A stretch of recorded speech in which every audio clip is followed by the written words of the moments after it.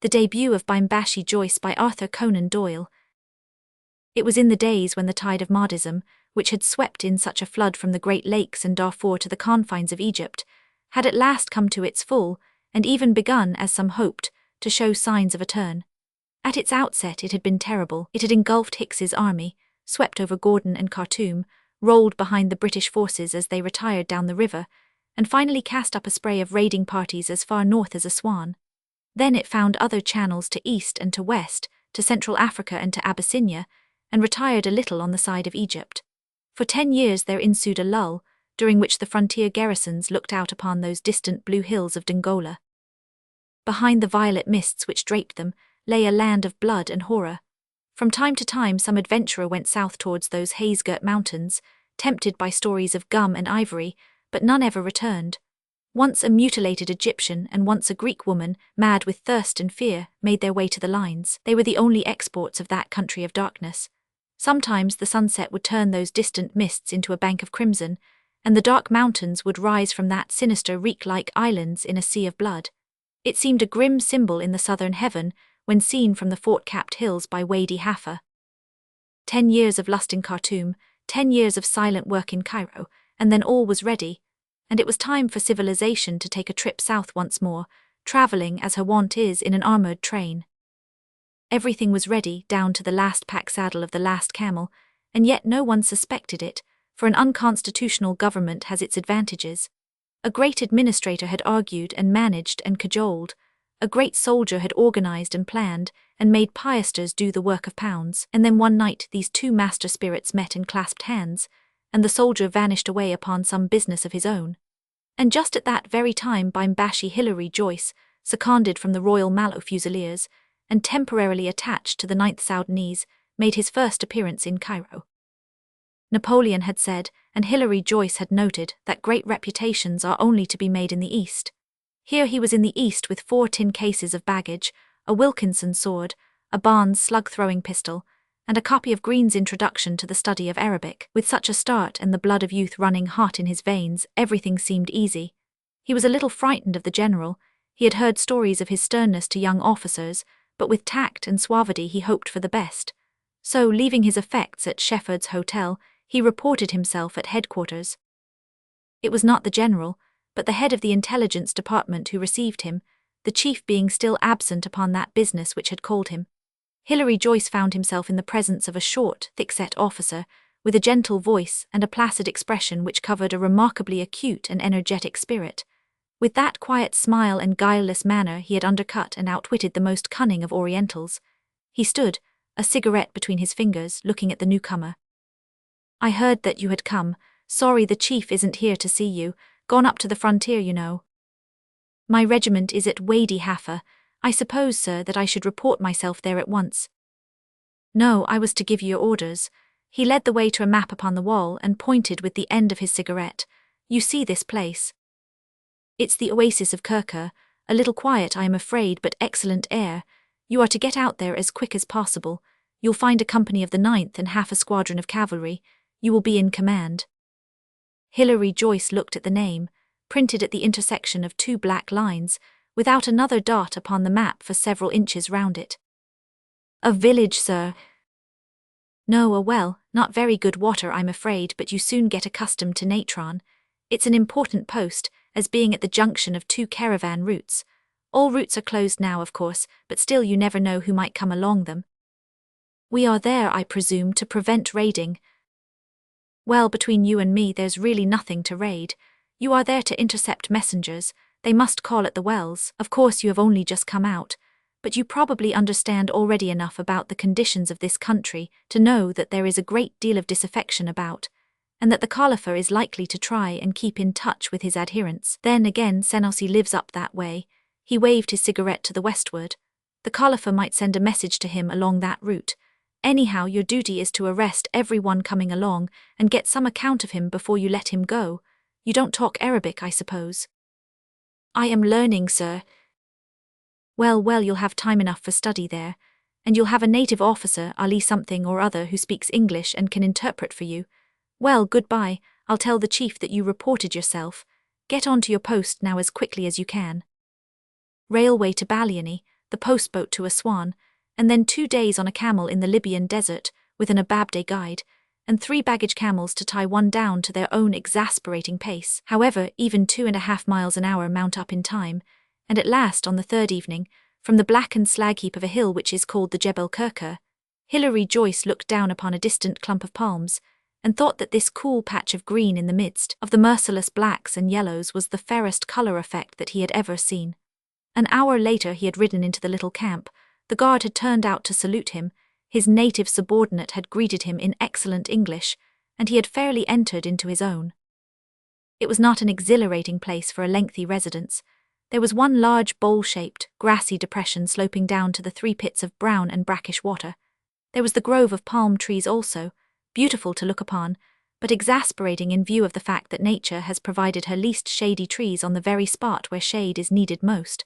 A single widespread acacia did something to restore the balance. Here Hilary Joyce slumbered in the heat, and in the cool he inspected his square-shouldered, spindle-shanked Sudanese, with their cheery black faces and their funny little pork-pie forage caps. Joyce was a martinet at drill, and the blacks loved being drilled, so the Bimbashi was soon popular among them. But one day was exactly like another. The weather, the view, the employment, the food, everything was the same. At the end of 3 weeks he felt that he had been there for interminable years, and then at last there came something to break the monotony. One evening, as the sun was sinking, Hilary Joyce rode slowly down the old caravan road. It had a fascination for him, this narrow track, winding among the boulders and curving up the nullahs, for he remembered how in the map it had gone on, stretching away into the unknown heart of Africa. The countless pads of innumerable camels through many centuries had beaten it smooth, so that now, unused and deserted, it still wound away, the strangest of roads, a foot broad, and perhaps 2,000 miles in length. Joyce wondered as he rode how long it was since any traveller had journeyed up it from the south, and then he raised his eyes, and there was a man coming along the path. For an instant Joyce thought that it might be one of his own men, but a second glance assured him that this could not be so. The stranger was dressed in the flowing robes of an Arab, and not in the close-fitting khaki of a soldier. He was very tall, and a high turban made him seem gigantic. He strode swiftly along with head erect, and the bearing of a man who knows no fear. Who could he be, this formidable giant coming out of the unknown, the precursor possibly of a horde of savage spearmen, and where could he have walked from? The nearest well was a long 100 miles down the track. At any rate, the frontier post of Kirka could not afford to receive casual visitors. Hilary Joyce whisked round his horse, galloped into camp and gave the alarm. Then, with 20 horsemen at his back, he rode out again to reconnoitre. The man was still coming on in spite of these hostile preparations. For an instant he had hesitated when first he saw the cavalry, but escape was out of the question, and he advanced with the air of one who makes the best of a bad job. He made no resistance and said nothing when the hands of 2 troopers clutched at his shoulders, but walked quietly between their horses into camp. Shortly afterwards the patrols came in again. There were no signs of any dervishes. The man was alone. A splendid trotting camel had been found lying dead a little way down the track. The mystery of the stranger's arrival was explained, but why and whence and whither? These were questions for which a zealous officer must find an answer. Hilary Joyce was disappointed that there were no dervishes. It would have been a great start for him in the Egyptian army had he fought a little action on his own account, but even as it was, he had a rare chance of impressing the authorities. He would love to show his capacity to the head of the intelligence, and even more to that grim chief who never forgot what was smart, or forgave what was slack. The prisoner's dress and bearing showed that he was of importance. Mean men do not ride purebred trotting camels. Joyce sponged his head with cold water, drank a cup of strong coffee, put on an imposing official tarbouche instead of his sun helmet, and formed himself into a court of inquiry and judgment under the acacia tree. He would have liked his people to have seen him now with his 2 black orderlies in waiting and his Egyptian native officer at his side. He sat behind a camp table, and the prisoner, strongly guarded, was led up to him. The man was a handsome fellow, with bold grey eyes and a long black beard. "Why," cried Joyce, "the rascal is making faces at me." A curious contraction had passed over the man's features, but so swiftly that it might have been a nervous twitch. He was now a model of oriental gravity. "Ask him who he is and what he wants." The native officer did so, but the stranger made no reply, save that the same sharp spasm passed once more over his face. "Well, I'm blessed," cried Hilary Joyce. "Of all the impudent scoundrels, he keeps on winking at me. Who are you, you rascal? Give an account of yourself. 500 ye hear. But the tall Arab was as impervious to English as to Arabic. The Egyptian tried again and again. The prisoner looked at Joyce with his inscrutable eyes, and occasionally twitched his face at him, but never opened his mouth. The Bimbashi scratched his head in bewilderment. Look here, Muhammad Ali, we've got to get some sense out of this fellow. You say there are no papers on him? No, sir, we found no papers. No clue of any kind. He has come far, sir. A trotting camel does not die easily. He has come from Dongola at least. Well, we must get him to talk. It is possible that he is deaf and dumb.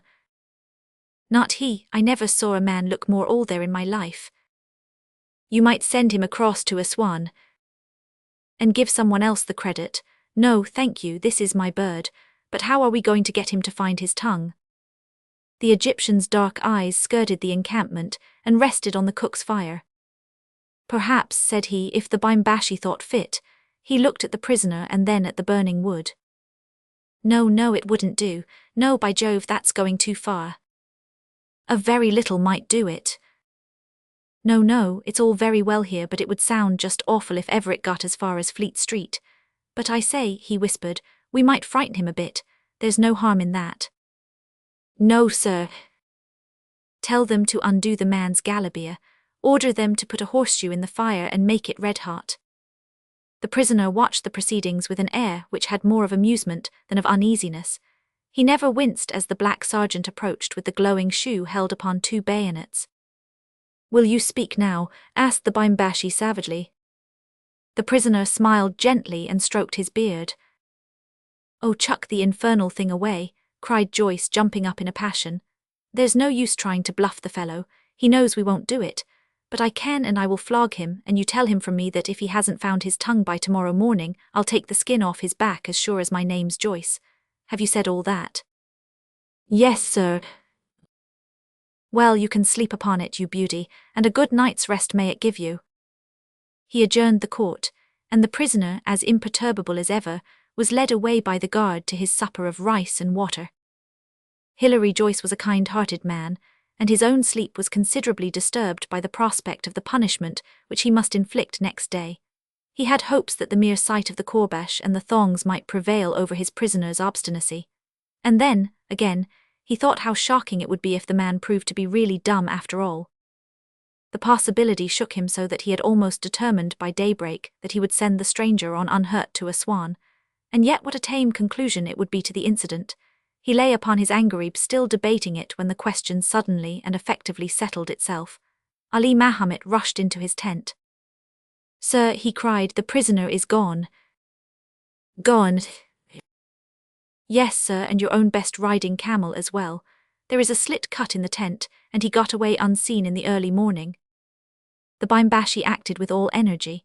Cavalry rode along every track. Scouts examined the soft sand of the wadis for signs of the fugitive, but no trace was discovered. The man had utterly disappeared. With a heavy heart, Hilary Joyce wrote an official report of the matter and forwarded it to Aswan. 5 days later there came a curt order from the chief that he should report himself there. He feared the worst from the stern soldier, who spared others as little as he spared himself. And his worst forebodings were realized. Travel-stained and weary, he reported himself one night at the general's quarters. Behind a table piled with papers and strewn with maps, the famous soldier and his chief of intelligence were deep in plans and figures. Their greeting was a cold one. I understand, Captain Joyce, said the general, that you have allowed a very important prisoner to slip through your fingers. I am sorry, sir. No doubt, but that will not mend matters.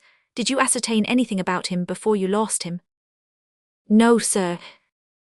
How was that? I could get nothing out of him, sir. Did you try? Yes, sir, I did what I could. What did you do? Well, sir, I threatened to use physical force. What did he say? He said nothing. What was he like? A tall man, sir, rather a desperate character, I should think. Any way by which we could identify him? A long black beard, sir, grey eyes, and a nervous way of twitching his face. Well, Captain Joyce, said the general, in his stern, inflexible voice, I cannot congratulate you upon your first exploit in the Egyptian army. You are aware that every English officer in this force is a picked man. I have the whole British army from which to draw. It is necessary, therefore, that I should insist upon the very highest efficiency. It would be unfair upon the others to pass over any obvious want of zeal or intelligence. You are seconded from the Royal Mallows, I understand. Yes, sir. I have no doubt that your colonel will be glad to see you fulfilling your regimental duties again. Hilary Joyce's heart was too heavy for words. He was silent. I will let you know my final decision tomorrow morning. Joyce saluted and turned upon his heel. You can sleep upon that, you beauty, and a good night's rest may it give you. Joyce turned in bewilderment. Where had those words been used before? Who was it who had used them? The general was standing erect. Both he and the chief of the intelligence were laughing. Joyce stared at the tall figure, the erect bearing, the inscrutable grey eyes. Good Lord, he gasped. Well, Captain Joyce, we are quits, said the general, holding out his hand. You gave me a bad 10 minutes with that infernal red-hot horseshoe of yours. I've done as much for you. I don't think we can spare you for the Royal Mallows just yet a while. But. The fewer questions the better, perhaps, but of course it must seem rather amazing. I had a little private business with the Kababish. It must be done in person. I did it and came to your post in my return. I kept on winking at you as a sign that I wanted a word with you alone. Yes, I begin to understand. I couldn't give it away before all those blacks, or where should I have been the next time I used my false beard and Arab dress? You put me in a very awkward position. But at last I had a word alone with your Egyptian officer, who managed my escape all right. He, Muhammad Ali. I ordered him to say nothing. I had a score to settle with you. But we dine at 8, Captain Joyce. We live plainly here, but I think I can do you a little better than you did me at Kirka.